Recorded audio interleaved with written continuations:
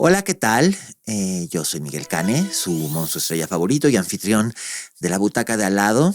Esta es una emisión especial del podcast. Eh, no es una emisión muy alegre, la que nos lleva a hablar del tema que hoy nos ocupa.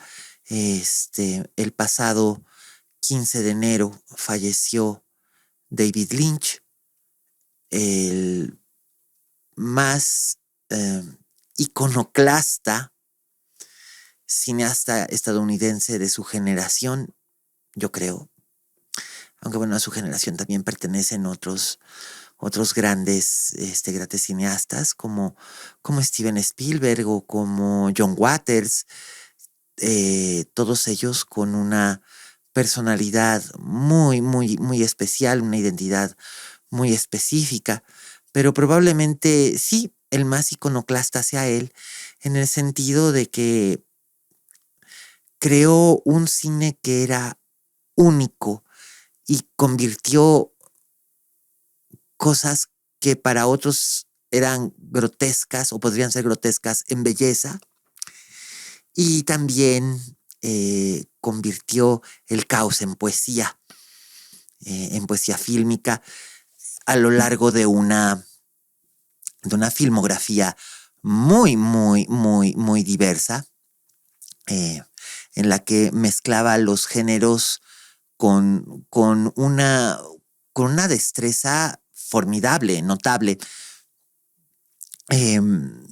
Lynch lo mismo es considerado como creador de grandes películas que son consideradas de terror, como comedias, como grandes dramas, y también de una muy importante película de ciencia ficción épica que fue muy fallida y de la que él no se sentía muy orgulloso del todo, porque ahí intervinieron el estudio, el productor y demás. Fue una experiencia que para él fue un poco amarga, pero de todo eso hablaremos aquí en La Butaca de Al lado. Y bueno, supongo que mucha gente pregunta, lo primero que pregunta es ¿cuál es el mejor punto para acceder a la obra de David Lynch? Empiezo cronológicamente con los cortos que hizo cuando era estudiante, o empiezo con su primer largometraje, Eraserhead, que es del año 1977 y que es una película imposible de clasificar, imposible de catalogar, o empiezo con El hombre elefante, que es probablemente su primera película de lanzamiento comercial, la que lo puso en el mapa y que es bastante accesible. Yo sugeriría empezar, sí, con El hombre elefante, que es una película muy conocida. Seguramente todos ustedes han oído alguna vez la expresión «Yo no soy un animal, soy un ser humano», que es naturalmente uno de los diálogos que hace John Hurt en esta película, el gran John Hurt, que también ya no está con nosotros. Y podría ser, aunque yo también suelo recomendar que se puede empezar con Terciopelo Azul, Blue Velvet, de 1986, o bien con Salvaje de Corazón, Wild at Heart, de 1990. Pero bueno, quizás lo curioso de El hombre elefante es que Lynch venía de haber hecho una película que no tuvo distribución comercial, Eraserhead, porque los programadores, distribuidores y vendedores de espacio en cines y en autocinemas y demás, como se estilaba en los años 70, no sabían cómo venderla. Era una película que más bien había funcionado en funciones de medianoche en cines independientes o en cines universitarios, porque es una película completamente surrealista, completamente desprovista de un argumento que se pueda hacer una sinopsis. Es la historia de un hombre que tiene una novia con la que tiene un bebé, pero el bebé no es exactamente un bebé, pero la novia realmente no lo quiere y luego no sabemos si realmente era su novia o solamente se la imaginaba, pero el bebé sí existe, o al menos creemos que sí existe. Y este hombre es un hombre muy poco convencional. Entonces vive en un edificio ruinoso con unos vecinos poco convencionales y no hay una trama que se pueda considerar cohesiva o coherente a según las convenciones del género. Pero bueno, esto es porque Lynch definitivamente fue el mejor surrealista que existió en el medio cinematográfico después de Luis Buñuel. Eh, no existe registro de que Luis Buñuel haya visto Eraserhead o de que haya visto El Hombre Elefante, aunque no dudaría que al menos haya visto El Hombre Elefante porque se sabe de cierto que Luis Buñuel veía absolutamente todo lo que podía ver en el cine. Entonces, es muy probable que lo haya visto en su estreno en México cuando llegó El Hombre Elefante a México en 1981. La película es de 1980. Pero seguramente Luis Buñuel hubiera estado muy, muy orgulloso o hubiera admirado el trabajo de David Lynch. Y esto lo digo sin pruebas, pero tampoco con dudas. El Hombre Elefante es curioso, es muy curioso. El Hombre Elefante había tenido éxito como una puesta en escena en Londres.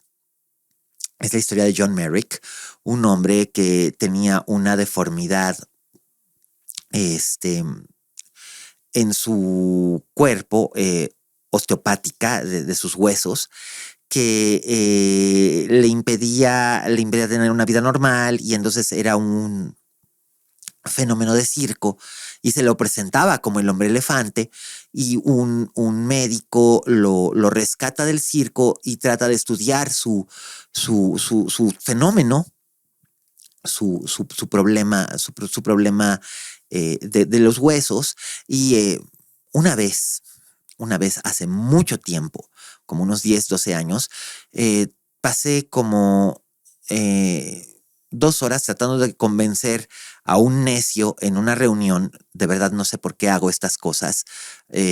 Tratar de convencer a los necios de que están equivocados cuando en realidad no debería de importarme un carajo si están equivocados o no están equivocados, pero bueno.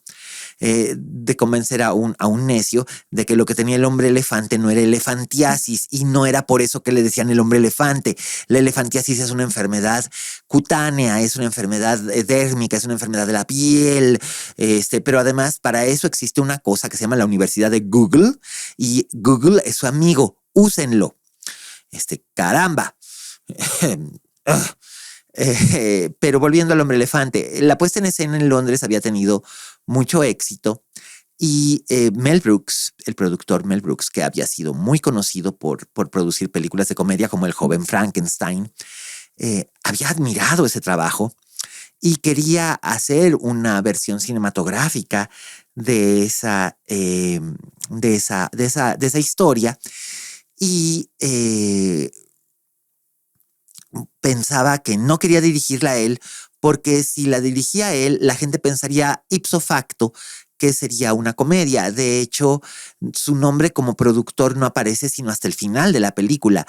Al inicio de la película, cuando inician los créditos, pues como a Brooks Film Release, una producción Brooks Films. Pero él no quería que la gente lo asociara con algo que él consideraba un proyecto digno y serio y que era importante. Y fue su esposa, la célebre actriz Anne Bancroft, la memorable, inolvidable, formidable Anne Bancroft, quien le sugirió que viera Eraserhead y que considerara a David Lynch porque ella había visto Eraserhead en el AFI. Ella estaba estudiando en el Instituto Americano del Filme, de American Film Institute. Ella estaba estudiando para poder ejercer como directora de cine. Y pues ella vio Eraserhead y le pareció una película realmente formidable. La cosa más original que ella hubiera visto y llevó a Mel Brooks a verla y Mel Brooks pensó que la estética en blanco y negro que manejaba David Lynch y esta fluidez narrativa a través de algo que en realidad era imposible de narrar, se adecuaba muy bien al tipo de historia que querían contar. Y entonces Mel Brooks invita a David Lynch a dirigir El Hombre Elefante. David Lynch revisa el guión que ya tenían, lo trabaja y dirige la película, y a la película le va muy bien y empieza a abrirle puertas, y esto es lo que lleva a David Lynch a conocer a Dino De Laurentiis, el gran Dino De Laurentiis, uno de esos magnates del cine que ya no existen. El magnate italiano que hizo grandes a lo mismo a Luchino Visconti, que a Federico Fellini, con el que trabajó muchísimo, a Lina Wertmüller, a una inmensa cantidad de cineastas europeos, pero que también estaba trabajando haciendo películas para los Estados Unidos desde los años 70. El remake de King Kong del 76, por ejemplo, es producido por Dino De Laurentiis, dirigido por John Guillermin. Lynch había llamado la atención de Rafaela De Laurentiis, la hija de Dino De Laurentiis, con El Hombre Elefante, y entonces él lo considera para dirigir Dune, la primera versión de la novela Duna de James Herbert, que se filmó aquí en México, que esto lleva a una anécdota que ya publiqué en la revista Purgante, y que además es bastante conocida. Es una de mis anécdotas más contadas de la infancia, cuando era pequeño, por circunstancias del destino relacionadas por el trabajo de mi papá como ejecutivo de televisión, con el trabajo de mi mamá como publicista. Pues yo tenía algo de experiencia en teleteatros y apareciendo en televisión y haciendo fotos para comerciales y tal, ¿no? Y por circunstancias que no recuerdo claramente, pero que se dieron, fui uno de los muchos extras mexicanos que hubo en Dune. Entonces, cuando la gente oye esta anécdota, me suele preguntar: ¿conociste a David Lynch? Nominalmente puedo decir que lo conocí porque me dirigió, o sea, me colocó en posición como extra en una escena bastante grande, donde tenía que ir poniendo en posición a la gente como él quería. Entonces lo conocí, sí, no de hola y adiós o de una conversación con él. Simplemente fue de que llegó y me dijo: "Hey, buddy, how are you? I am fine, Mr. Lynch. How are you? Good. Stand over here." O sea, me puso en mi marca, me puso en la posición que quería, revisó mi cabello, que nos hacían crepé con mucho spray en maquillaje, porque era el diseño de personaje. Los Fremens supuestamente teníamos el pelo tipo Eraserhead. Quienes hayan visto Eraserhead o vean fotos de Jack Nance en Eraserhead sabrán a lo que al tipo de peinado que traíamos los extras. Bueno, los niños y los varones. Las mujeres estaban peinadas todas en trenzas. Nos colocó a cada uno en posición, y entonces me dijo: "You good?" Y yo le dije: "Yes, sir, thank you." Y entonces me dijo: "Okay, buddy." Y me hizo esta señal que yo no sabía que era como que su trademark, que era una de sus marcas de la casa, que siempre era algo que usaba él. Y luego se trepó a su asiento en la grúa y en los estudios Churubusco para hablar desde el megáfono, para hacer las indicaciones y todo, y gritar acción. Entonces, para mí, siempre, bueno, para un niño de 8 años al que le gustaba el cine y que eventualmente se dedicó a estudiarlo, a escribirlo, a hablarlo, a amarlo de esta forma, hablo del cine, por supuesto, pues era la voz de Dios. Entonces, la gente me pregunta y yo suelo decir que David Lynch era la voz de Dios para mí a los 8 años. Duna fue una película que no fue el éxito que esperaban nadie. David Lynch quería hacer una especie de Star Wars, pero para adultos, con temáticas más serias y imágenes más oscuras. Dino De Laurentiis quería competir con la franquicia de George Lucas, quería hacer una película para verano. La película finalmente fracasó en taquilla, fracasó con la crítica. La carrera la carrera de Lynch se vio de repente como estancada y él pensó que no iba a poder realizar otros proyectos que tenía. Eh, y curiosamente tenía él un contrato con Dino De Laurentiis y le debía una película. Entonces él le pidió a Dino De Laurentiis que le dejara hacer una película de pequeño presupuesto y De Laurentiis la distribuiría. Y De Laurentiis estuvo de acuerdo. Le dijo que podía hacer lo que quisiera siempre y cuando fuera una película que pudiera vender comercialmente y que no excediera de presupuesto los $5 millones, que en 1985 pues en realidad no era mucho dinero. Era un presupuesto medianito, casi tirando abajo, considerando que era una película que se iba a hacer en asociación con la Metro-Goldwyn-Mayer y con United Artists, como que iban a co-distribuir con el De Laurentiis Entertainment Group. Entonces, ahí se dio vuelo Lynch, explorando algunas de las obsesiones que siempre había tenido. Ustedes deberían de saber, para tener este contexto, David Lynch no tuvo una vida como la de Luis Buñuel, que se tuvo que exiliar y que venía de una familia rica y despreciaba el dinero, y entonces por eso se volvió un artista rebelde. O como la de Salvador Dalí, que era más o menos lo mismo y tal, para encontrar su beta surrealista. En realidad, es muy gracioso.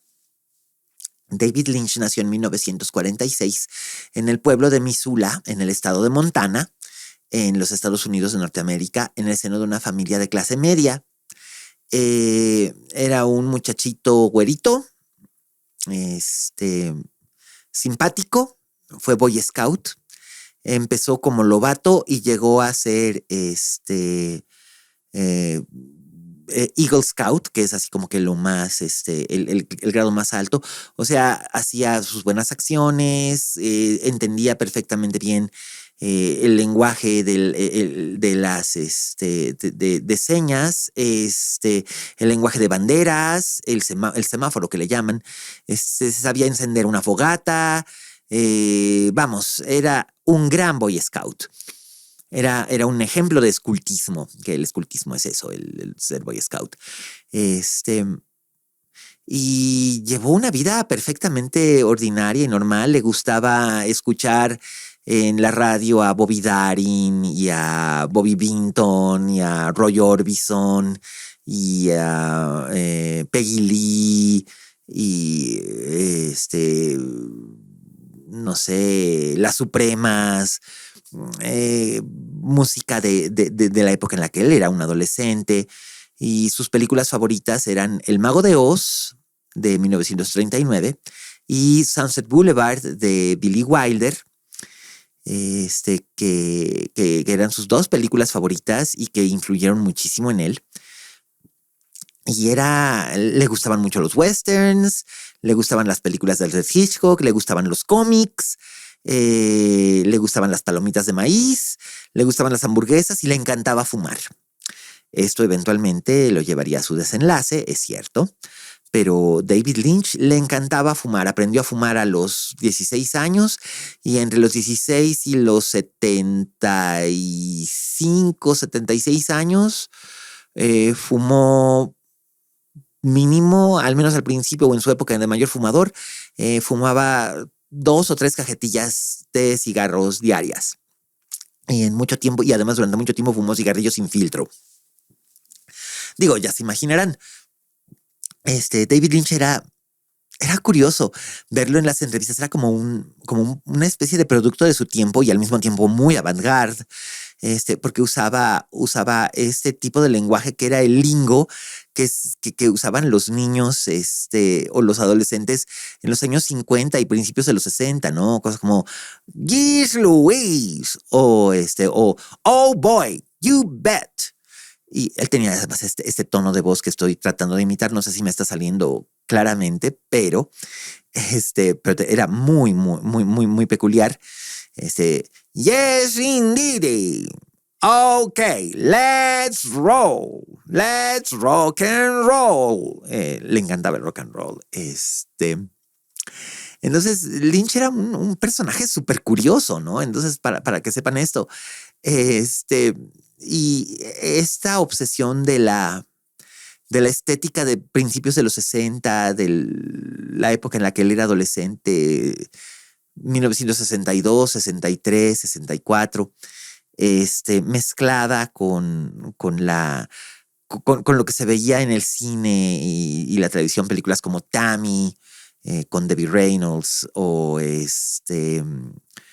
La Caldera del Diablo, aquella famosa serie de televisión que convirtió en estrella a Mia Farrow y a Ryan O'Neal. Por supuesto, si digo La Caldera del Diablo, tal vez no le suene, pero Peyton Place era el nombre de la serie, basada en una novela que había sido un gran éxito escandaloso en los años 50, que no me extrañaría que David Lynch de jovencito haya leído a escondidas Peyton Place, porque finalmente Peyton Place es la gran inspiración detrás no solo de Blue Velvet, sino de lo que fue o sería su obra maestra, Las 40 horas de Twin Peaks.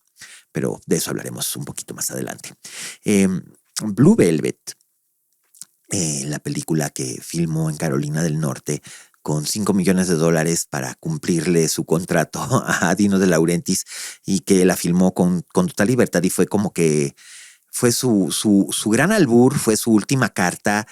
Si Blue Velvet no funcionaba, David Lynch pensaba que ya no iba a tener carrera, que se dedicaría a dirigir comerciales o a dar clases de cine en el AFI, en el American Film Institute, o una cosa por el estilo, porque pues había tenido un fracaso millonario con Dune, y muchas veces los directores no pueden recuperarse de eso. Entonces, pues, empieza a escribir este guión, Blue Velvet, tomado el título de una canción cantada por Bobby Vinton. She wore blue velvet. Vamos, todos la han oído en algún momento. Fue una canción que fue el número 1 del Hit Parade en el año de 1964. Y decide que es la historia de un joven universitario llamado Jeffrey, que es interpretado por Kyle MacLachlan, el actor que él descubrió y que llevó como protagonista en Dune, y que sería como que su alter ego en una serie de películas y de trabajos, más específicamente en Twin Peaks. Era uno de sus actores favoritos y trabajaron juntos mucho tiempo y fueron amigos muchos años y fueron muy felices como amigos, quiero decir, y como colaboradores. Entonces, Kyle MacLachlan, que a la sazón tenía como 24, 25 años, es este joven universitario que regresa a su pueblo, que se llama Lumberton, un pueblito ficticio, imaginario, en el Pacífico noroeste de los Estados Unidos, donde todo es armónico, todo es bonito, y regresa porque a su padre le dio un infarto. Entonces regresa a hacerse cargo del negocio familiar, y caminando un día de regreso del hospital hacia su casa, se encuentra con una oreja humana mutilada, tirada en el césped en la calle. Y esta imagen es brutal, y da el inicio a esta historia que involucra a una cantante de cabaret que canta bajo amenaza, a un gángster completamente fuera de control y con síndrome de Tourette, a una jovencita, Laura Dern, que a la sazón tenía 17 o 18 años en ese momento, que es una jovencita detective inteligente, astuta y sagaz, y que además es adorable, con una pureza encantadora y contrastante con el personaje de Isabella Rossellini, que es la cantante de cabaret. Isabella Rossellini, es importante mencionar a Isabella Rossellini cuando se habla de David Lynch, en el sentido de que fueron una pareja muy feliz durante 5 años, se separaron amigablemente y siempre fueron muy buenos amigos. Isabella siempre habló y ha hablado y habla con amor y con ternura y con respeto de David Lynch, y David Lynch siempre habló con respeto y admiración de ella, y además disfrutaba mucho de contar la anécdota de cómo la conoció. Y decidió llevarla en Blue Velvet. Cuando ya estaba en proceso de preproducción, estaba pensando Lynch en hacer una lista de actrices para interpretar el personaje de Dorothy Valence, la cantante de cabaret, y le habían sugerido a mucha gente, le habían sugerido a gente como Anne Margaret, que que además Anne Margaret es cantante y cantaba muy bien, o le habían sugerido, tenía que ser una mujer relativamente mayor que Jeffrey, y estando en un restaurante en Nueva York, de repente las versiones varían. Según Lynch era en un restaurante, hay gente que dice que fue en una fiesta, pero la propia Isabela dice que no recuerda exactamente dónde, pero recuerda que fue en un lugar público. Vio David Lynch a Isabella Rossellini, que en ese momento ya tenía un poquito de experiencia como actriz, había trabajado en una película dirigida por Vincente Minnelli, y finalmente pues era hija de Roberto Rossellini, había estado casada con Martin Scorsese, en la época en la que Scorsese dirigió Taxi Driver y dirigió Raging Bull. Y además ella para 1985 ella era el rostro de la casa Lancôme. Era el rostro de los perfumes y de los cosméticos de Lancôme. Entonces la vio David Lynch y se le acercó y dice: "Hi, hello. I'm sorry to bother you, but has anyone told you that you look just like a young Ingrid Bergman?" Hola, ¿qué tal? Perdón que la moleste, pero no sé si alguien le haya dicho antes que es usted idéntica a una joven Ingrid Bergman, y que a esto Isabela respondió muriéndose de risa, que le respondió con una gran carcajada y se enamoró de él en ese momento, porque Isabella Rossellini es hija de Ingrid Bergman, de la legendaria Ingrid Bergman. Entonces de ahí surgió esta historia de amor que se cimentó durante el rodaje de Blue Velvet, y continuó por varios años mientras él desarrollaba dos proyectos. Uno era Wild at Heart, Salvaje de Corazón, una película con la que ganó la Palma de Oro en el Festival de Cannes, una película a la que le fue muy bien en 1990, en la que Isabella Rossellini interpreta el personaje de Perdita Durango, Willem Dafoe interpreta el personaje de Bobby Peru, Laura Dern es Lula May Fortune, y Nicolas Cage en la cima de su poderío como actor. Nicolas Cage entonces muy joven, 28 años o 26, una cosa así. Nicolas Cage es, por supuesto, es Sailor Ripley, que cuando la película la promovían aquí en México decía, él quería ser Elvis, ella quería ser Madonna, y su pasión los llevó por un camino inesperado, o una cosa por el estilo. En realidad no hay ninguna referencia a Madonna, ni siquiera a Marilyn Monroe, si bien Marilyn Monroe era una de las obsesiones de David Lynch en la película, pero a Elvis sí.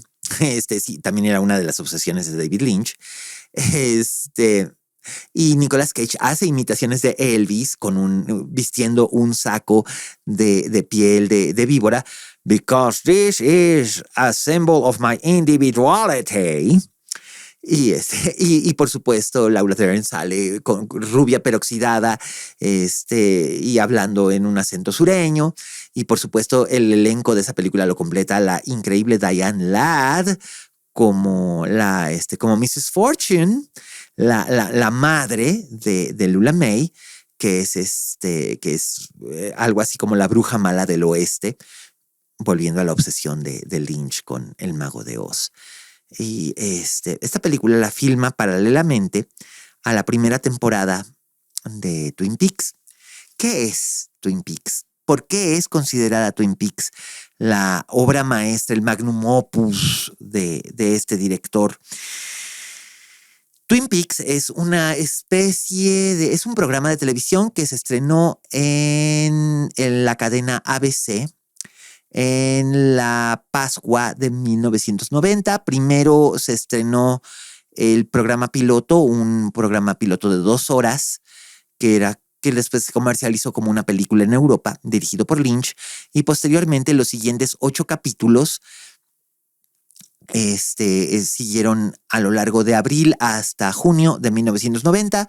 Luego hubo un hiatus, el verano, que en esa época no se proyectaba producción original durante el verano en la televisión estadounidense, con la idea de que la gente se iba de vacaciones, entonces no veían programas originales, entonces no había diferencias en los ratings. Ese año precisamente rompió ese esquema Aaron Spelling al hacer que en la cadena Fox, Beverly Hills 90210, que curiosamente está emparentada con Twin Peaks, y ahorita les explico por qué. Beverly Hills 90210 empezó a sacar capítulos originales durante el verano. Para que la gente viera lo que hacían Dylan, Brenda, Brandon, Kelly y Annexas en sus vacaciones de verano. Bueno, ese fue un truco de Aaron Spelling que le funcionó muy bien y que revolucionó en cierta forma la manera en la que la gente veía televisión abierta en esa época. Recuerden que no todo el mundo en ese entonces tenía televisión por cable y no existía más que HBO, no existían las grandes plataformas de streaming que tenemos ahora. Bien, ¿por qué están emparentadas Twin Peaks y Beverly Hills 90210? Porque tuvieron a la misma directora de casting, Johanna Ray, Johanna Ray, digamos que hizo las audiciones para Beverly Hills 90210 y para Twin Peaks simultáneamente. Entonces, los actores jóvenes de Beverly Hills 90210, al menos se sabe que Luke Perry y que Jenny Garth leyeron para papeles, leyeron para Mark Frost y David Lynch para papeles en Twin Peaks. Jenny Garth fue considerada para Laura Palmer, aunque Laura Palmer en realidad en el piloto solamente aparece como de una manera tangencial, o sea, es lo primero que vemos, su cuerpo envuelto en plástico.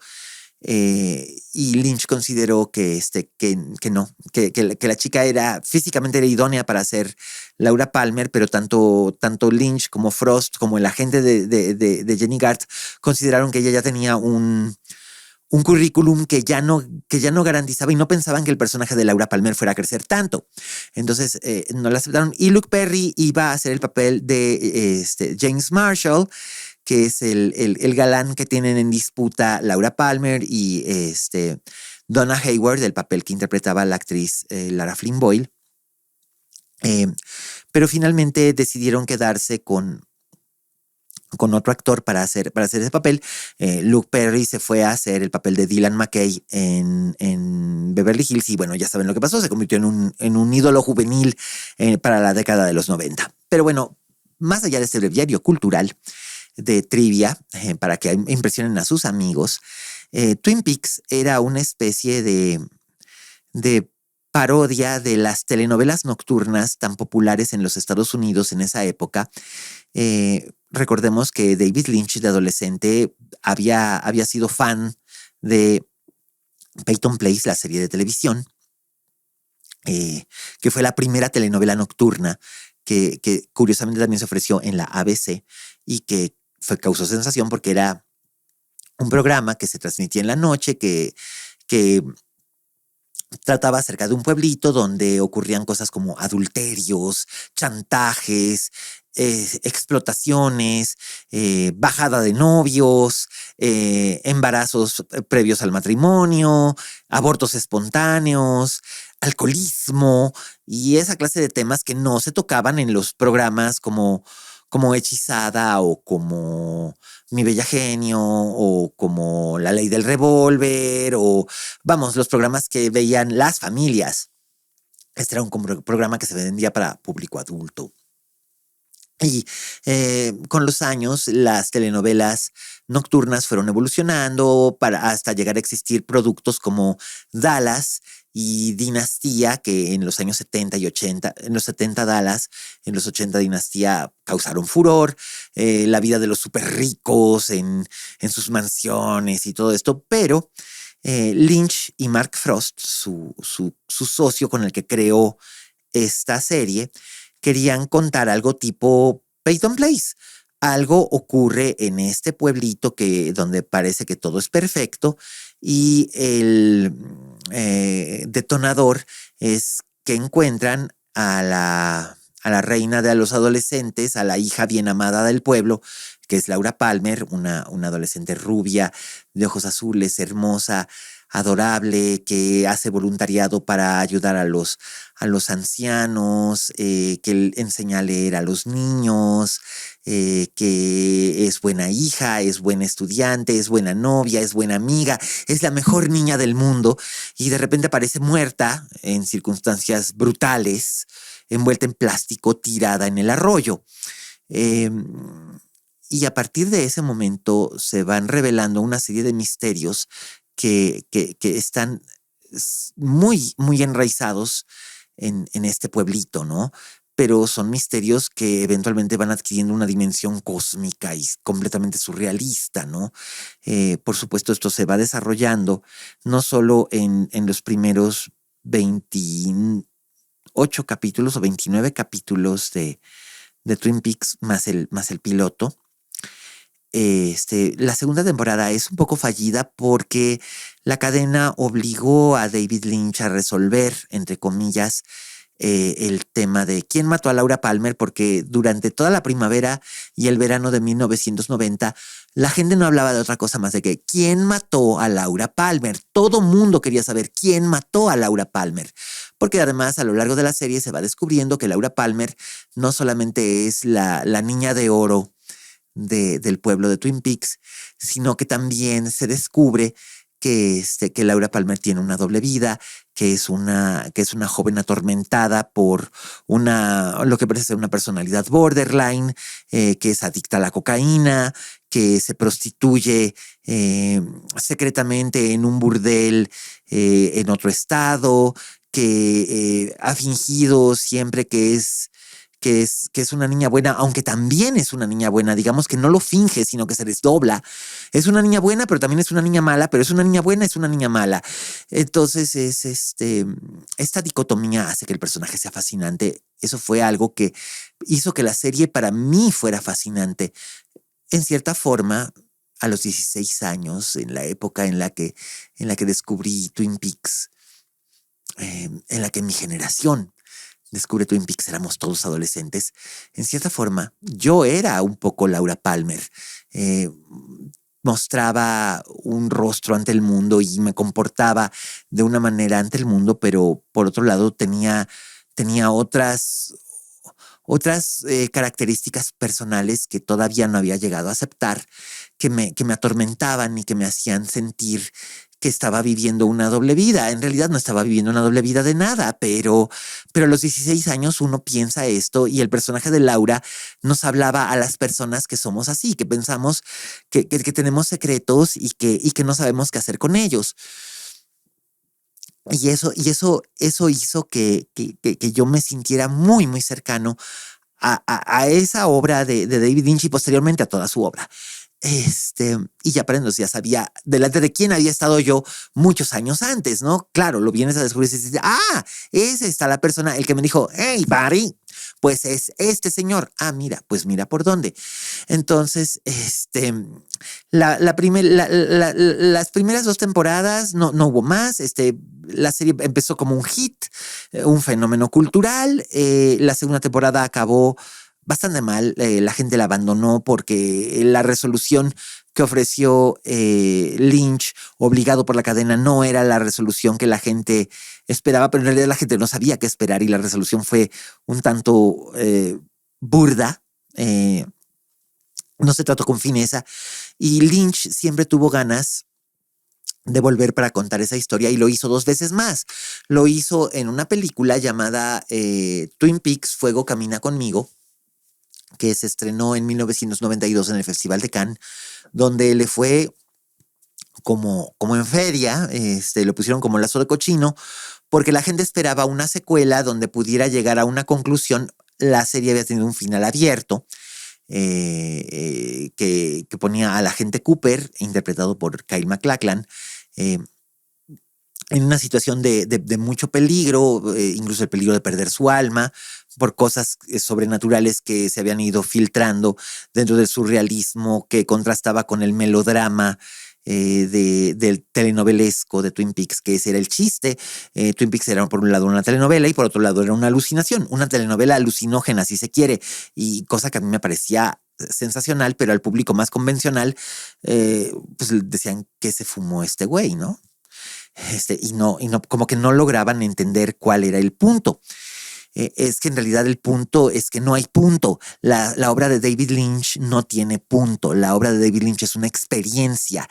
Es algo que es para un espectador, es una experiencia, es como estar ante la Guernica de Picasso o como ver una puesta en escena de Días Felices de Samuel Beckett o leer, no lo sé, Las Criadas de Jean Genet. Es una experiencia, no es algo que se tiene que entender, es algo que uno interpreta por sí mismo.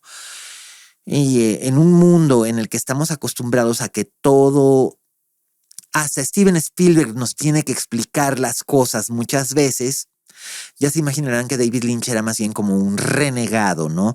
Siempre fue una palabra que lo acompañó en las descripciones, incluso ahora que murió.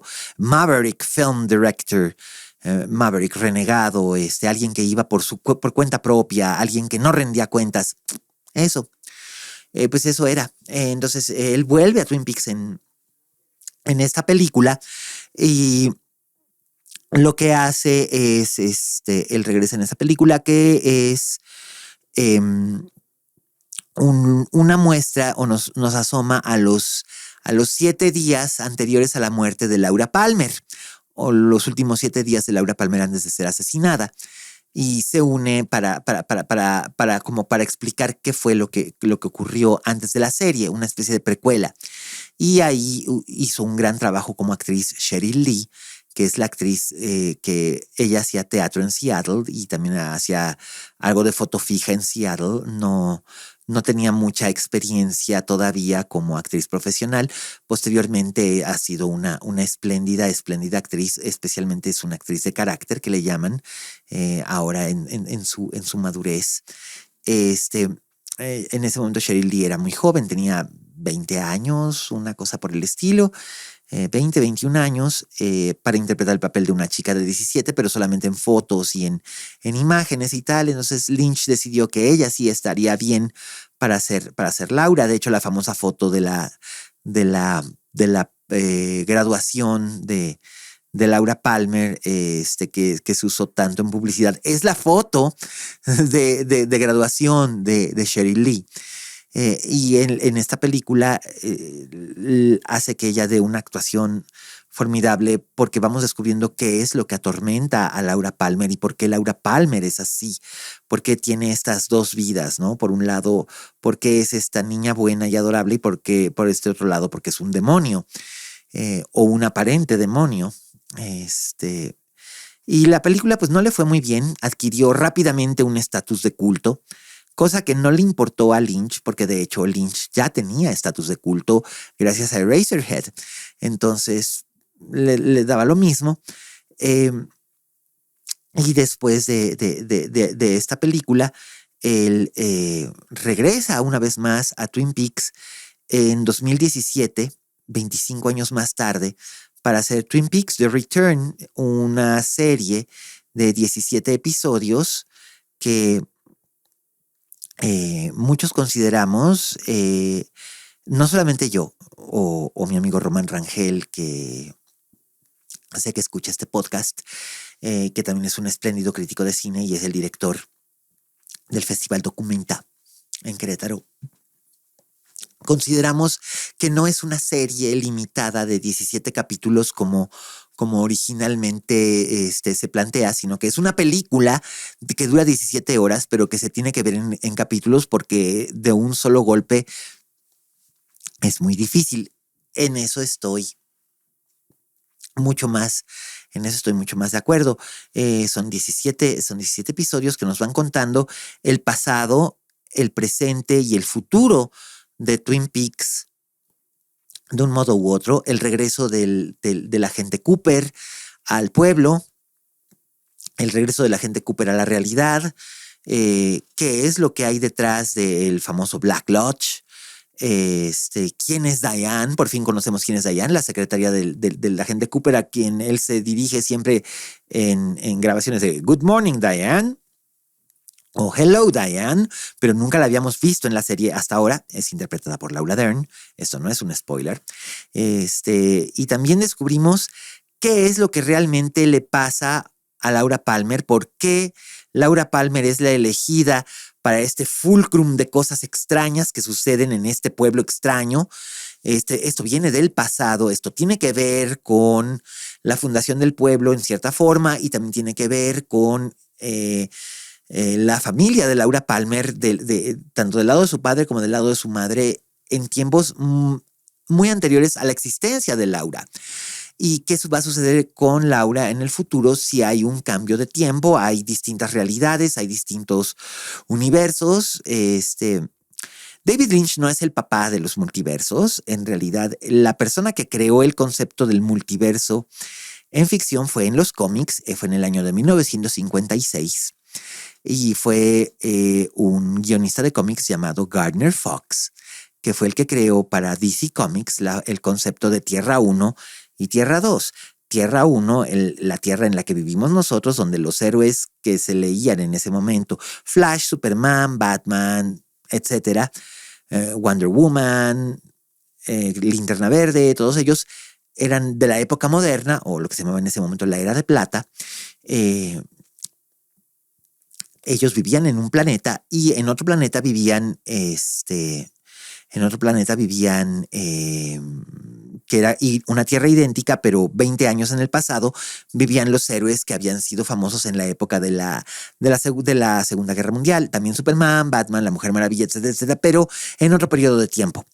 Entonces, ese fue el primer multiverso del que hubo noticia. Ahora ya son algo que se ha vuelto incluso un trope, ¿no? Un tópico sobreexpuesto.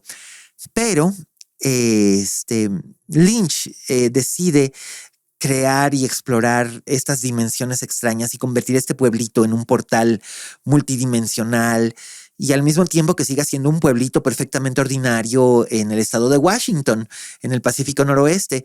Y está muy bien y fue maravilloso y fue una bellísima experiencia y qué bueno que Lynch pudo hacer lo que quería hacer, contar esta historia en 40 horas.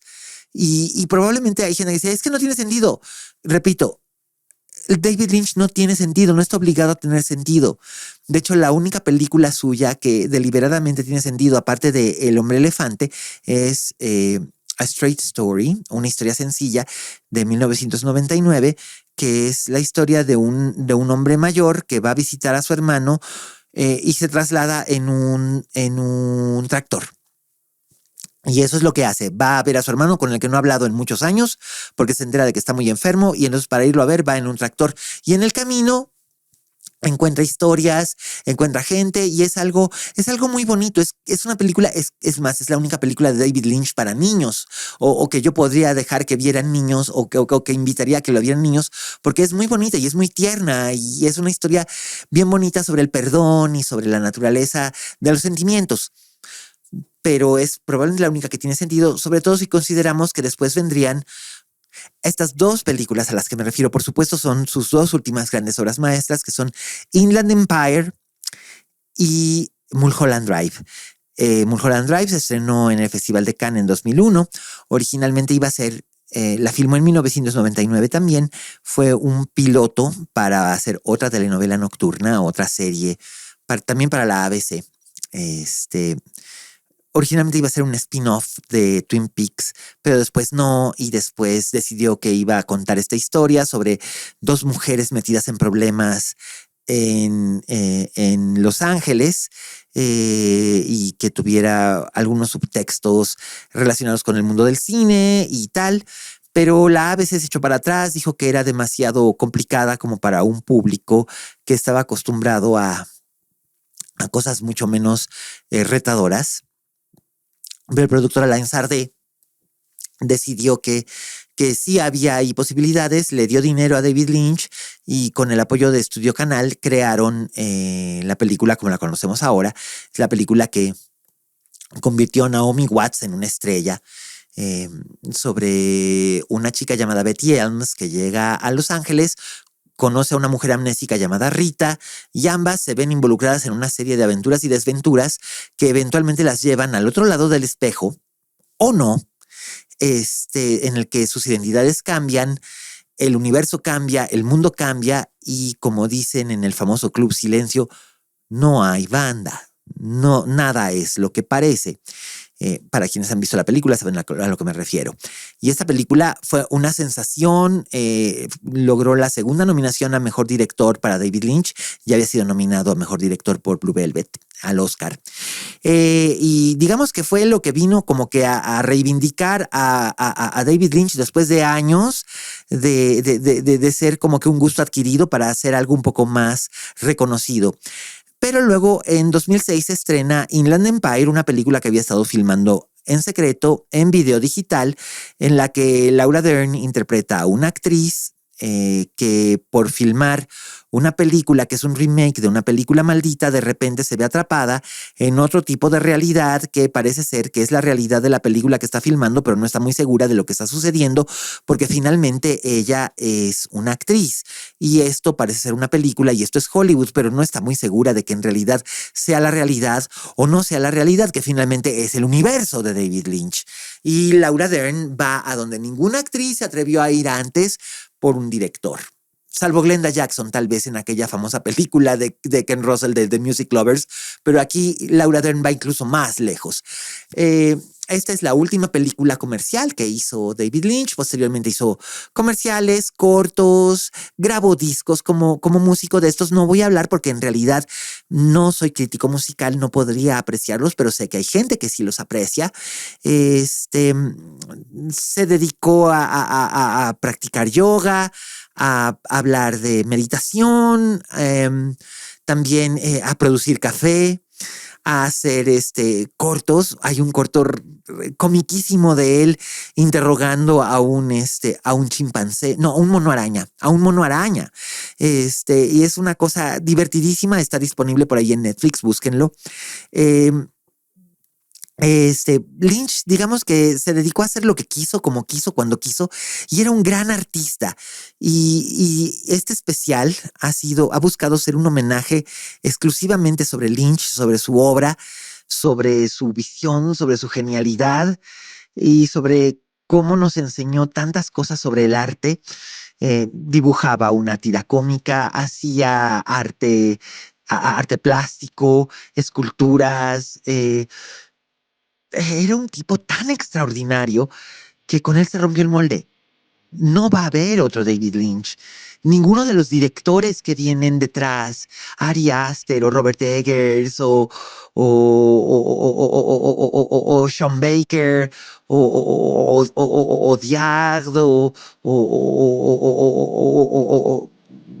no lo sé, Rose Glass, la directora de Saint Moth. No, todos ellos tienen sus propias voces y sus propias identidades, pero ninguno vaya a poder llegarle a David Lynch. No hay director que le llegue a David Lynch. David Lynch es único, David Lynch no es un astronauta, David Lynch es toda una galaxia. David Lynch nos dejó y nos deja muy tristes.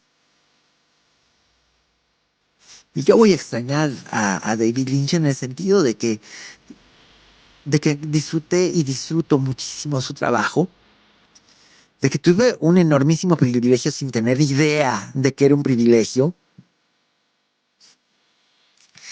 y, y que me dio mucho como espectador. Me inspiró como artista y me dio mucho como espectador.